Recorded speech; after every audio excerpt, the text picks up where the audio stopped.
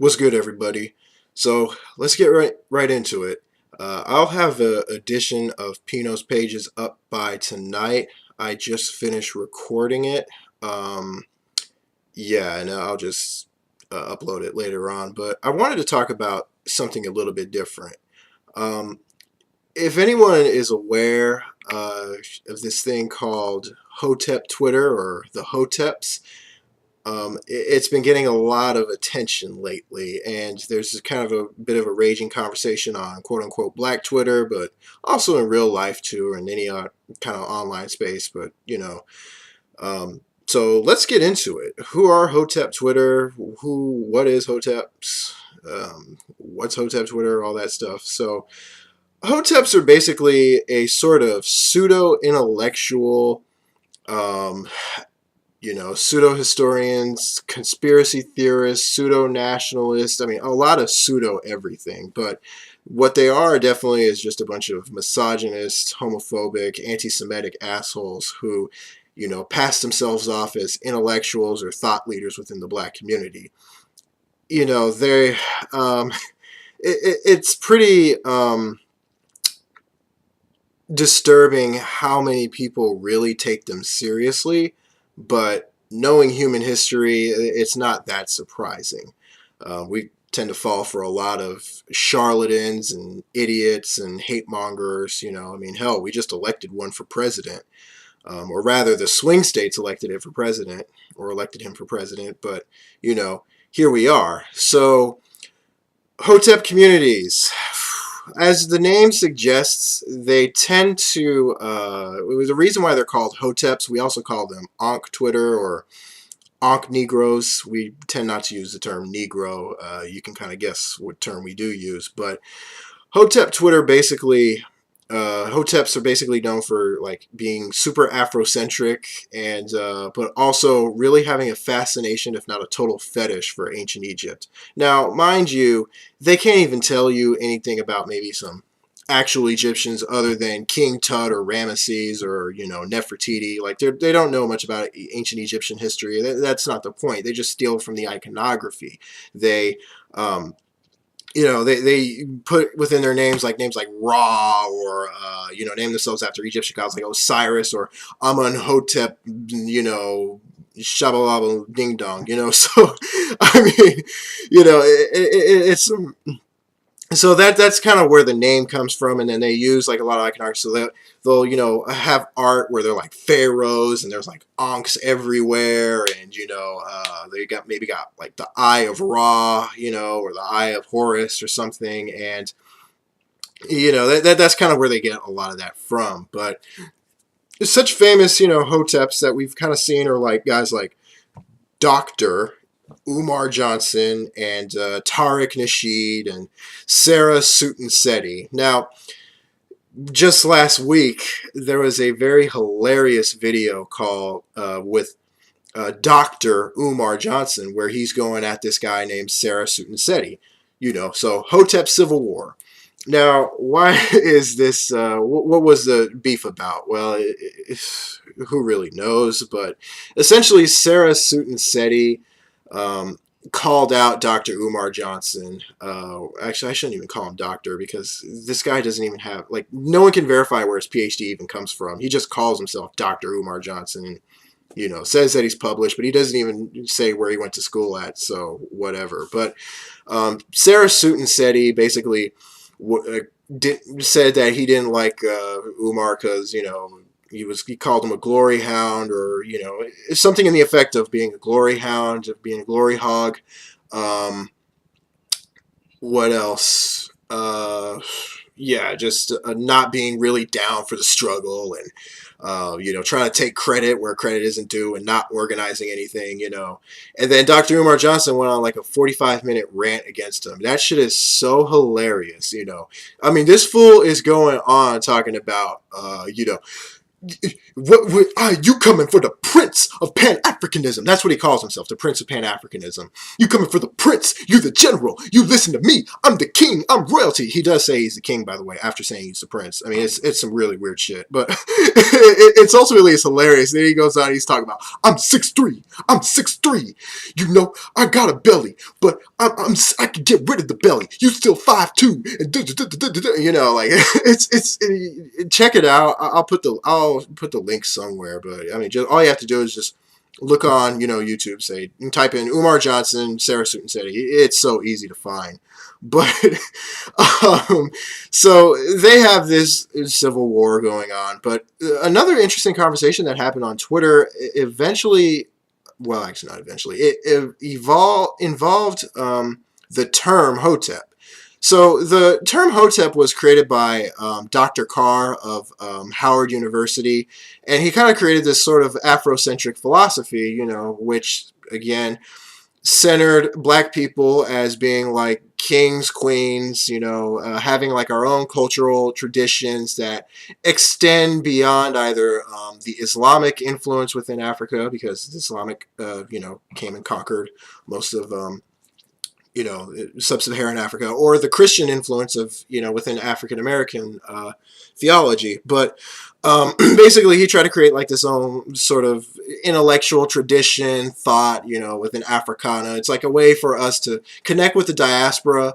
But the way that he did it was that he created or borrowed and appropriated the imagery of like King Tut, Nefertiti, all these ancient Egyptian stuff. So there's pharaohs, sphinxes, pyramids, and all this sort of stuff. Now, needless to say, it's not unique, right? So black people, we've kind of come up with, it's just kind of a rehash or a remix, if you will, of Afrocentricity and black nationalism, which found its roots in the 19th century, right? But really rose into national prominence, if you will, in the 20th century, particularly with the advent of Pan-Africanism, advanced by, leaders such as W.E.B. Du Bois and Marcus Garvey. And then even Booker T was not necessarily a nationalist, but he was one of those uplifting, like, okay, we got to bring the black community up through economic empowerment. He just didn't want to challenge white supremacy, which was his ultimate flaw. But the Hoteps essentially rehashed that tradition, which also then found itself in Nation of Islam under the Honorable Elijah Muhammad, and then of course advanced with Malcolm X before he left in '64. And then, of course, there was also, the 5%ers, which was kind of a spin-off, believe that 5% of black men, or 5% of the world's population, who are mostly black men and some women, who know the truth, whereas everybody else is either ignorant, dumb, or complicit within it. So this kind of tradition, I mean, it's been part of our community for a minute. Everybody, within our community knows it. Maybe they don't know the exact origins of it, or the exact figures even involved in it, but the Hoteps basically are kind of like the Hotep philosophy advanced by Dr. Carr is a continuation of that black nationalist tradition, except in a more Pan-African variety, and of course utilizing imagery from ancient Egypt. Now, why are people so obsessed with ancient Egypt? The same reason why white people are obsessed with ancient Egypt, to be quite honest, is because it was one of the very first civilizations ever crafted. Along with the Mesopotamia, the Fertile Crescent, that sort of region right there. And then, of course, created magnificent structures, was one of the first empires in the world, and reached its way to Western imagination. But with black people particularly, a lot of us gravitated towards ancient Egypt because it was an advanced civilization within Africa. Now, there's always this ongoing controversy whether or not Egyptians were black, right? No one really knows. I'm personally somewhat agnostic on that. I just know that they weren't white, so they weren't a bunch of fair-skinned Europeans, like. And there's very little evidence to suggest that the people in Egypt now weren't the people within ancient Egypt. So that means a lot of, brown-skinned North African Arab groups, although not all of them are Arab, obviously. But um, yeah, so with that being said, we tended, the Dr. Carr and all these others gravitated towards ancient Egypt. Now, if anyone knows anything about basic migration patterns or the history of the slave trade, most of us don't have any real lineage, either culturally or biologically, from Egypt, or Kemet, as it was known in its own script. We are from this, place called West Africa, right? Like, a lot of us, we may not know all of our genes, but we're from the Mende peoples, the Mandinka, or the Yoruba. I think most of us are technically Yoruba. So Central/Western Africa is just the truth, right? We have more in common with them than anything, and we have more of a cultural lineage with them than we do with certainly with ancient Egypt. So, and then even so, we have more cultural similarities with white Americans or America at large than we do with ancient Egypt. It's just kind of the way it goes. But why is all this important? So essentially, why do they, again, why are they gravitating towards ancient Egypt if it's just advanced? Well, it's also because of this whole thing called kings and queens. So there's this actually not national, there's this sort of pervasive mythology that spread always about ancient Egypt or Africa in general, right? And when they say Africa, I mean like all of Africa. Like they're never really specific where exactly, but there's always this, myth about, well, back in Africa, we were kings and queens, and we knew how to conduct ourselves, and we were, the white man, they were afraid of us, and blah blah blah blah blah. Now, understand, right? We're talking about 40 million black people here in the United States. No matter how, we all probably share some common ancestry anyway, but there's no way all of our ancestors were kings and queens. I mean, come on, right? It's like your black ass would be lucky if, you were a salt trader back then. Like, that's how much it is. Like, I don't give myself that delusion that we were all kings and queens and that everything was just and that, we were just some kind of magical people who just knew better and did what. No, listen, black people, like white people, have every right to be mundane, boring, and completely unexceptional. Because a lot of us are. Because it's just the condition of being human. A lot of us we're never going to be Caesar. We're never going to be Pharaoh. We're never going to be, the next billionaire or the next Tolstoy or Toni Morrison. I mean, it's just the way it is, okay? And we have to accept that, right? But even so, right, that doesn't work with Hoteps. With Hoteps, we have to be like this super exceptional, like, and royalty and rich and all this. Like, listen, there was only one Mansa Musa in West Africa. There was only one King Tut. There was only one, Queen Nzinga. Let's stop, okay? We don't need this whole romanticization of what Africa, wherever the region is, of what it was and what it was. We don't need that, right? We don't. You can tell me already, if I were to find out that my ancestor was some griot who was put to death, or some unexceptional, or a slave whose then kids became slaves and transported across the Atlantic, if you were to tell me that, I'm not going to feel any better or worse about myself, I mean, or I would admit, I would probably feel a little bit better if someone told me, oh yeah, your ancestor was like was royalty or something. I'd be like, oh, okay, well, that's interesting. Maybe I could find out something more about them and I could trace my lineage a little bit better. But as it is, my pride and self-esteem aren't contingent upon that knowledge, right? Like, I have no claim and no whatever to whatever throne or seat or position or gold, right? It's just not the way it goes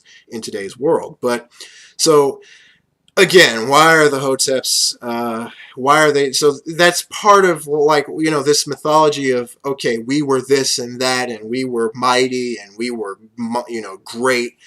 That's how the Hoteps gained, or how they gained such a following. In fact, it's not that indifferent or not that different from the Aryan mythology that was spread among Europeans and still is to some degree during the 19th and 20th centuries. It's like back then we were a race of supermen, or we conquered everything, and then the Jews destroyed us or something, or it's that sort of thing, that sort of thinking, and this is why it can kind of be really, really dangerous because when we create and breed nationalist or pseudo-nationalist myths about ourselves, it leads to lack of critical thinking, but also dehumanization of others. I mean, I don't know how many times I've heard Hoteps just go on and on and on about how homosexuality was not unique to the black condition until the white man bred it into us, and the reason why the white man bred it into us is so they could make black men effeminate. Like that is Dr. Umar Johnson's central thesis. It's just homophobic garbage. Anyone who knows anything about human behavior and biology knows that homosexuality is just a condition, or it is it's a thing that exists throughout the world, and it's always been with us. And it's with every damn species. I mean, come on, like, so let's not delude ourselves with this. But they will, in an effort to find an enemy, in an effort to promote certain values, they will look for somebody and scapegoat, in order to make, a demon, in order for us to feel better about ourselves, or for them to feel better about themselves. It's the oldest trick in the book. In that regard, they're not unique, they're not special, and we just have to accept that.